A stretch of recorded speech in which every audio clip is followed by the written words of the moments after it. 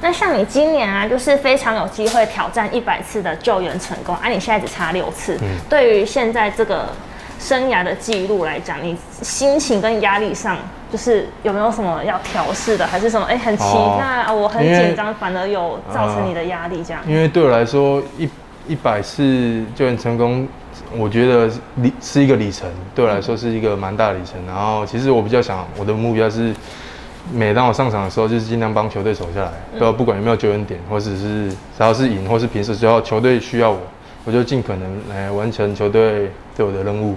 对啊，然后也期许自己能够降低自己的救援失败啊。因为其实你说那个乡民说的剧场啊，因为所以我比较在意的是降低我的救援失败的几率，对吧？提高自己的成功率嘛。对，时间上应该也是08奥运了，因为不会有其他比赛。你有2013的话有第一天吗？经典赛。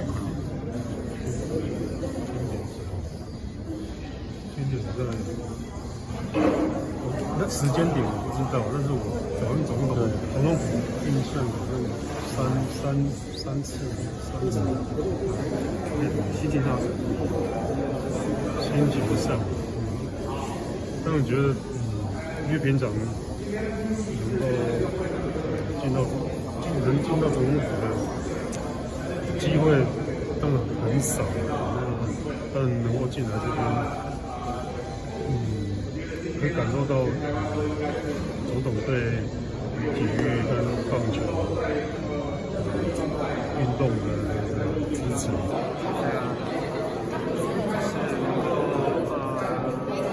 借由这个10万间，然后来到这边接受总统的表演，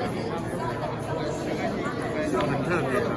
因为刚刚总统也讲说，就是依照美国大联盟。就是冠军球队不换的，但他们是好像也是足球、篮球都会去。现在职业球队，台湾职业球队就棒球。那我觉得这样，大家会为了路上一个成就、一个目标，可以想要去达成。因为毕竟有些人都第一次来，对啊，不然只是在外面经过而已。那个很海大道经过，对，我觉得还蛮特别的。他在总统致辞之前，他就提醒过我们说，如果总统点到你的名字的话，那你们要站起来打招呼。那时候当下你就想很多了，我觉得就可能不会是我吧，因为他而且他前面有嘟嘟啊、陈拜啊这些资深的选手，我觉得应该不至于。然后点到我的时候，其实我有点小慌，我觉得站起来的时候觉得。因为毕竟这不是我熟悉的地方，然后第三踩到这个地方，我觉得感谢团队让我才有机会来到这边。如果我们今天没有打冠军的话，我想我有没有机会可以跟蔡总统见面。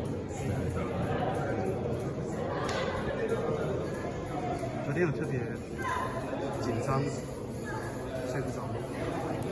我们大家，像我昨天就没有睡，因为我们4点半从龙山出发。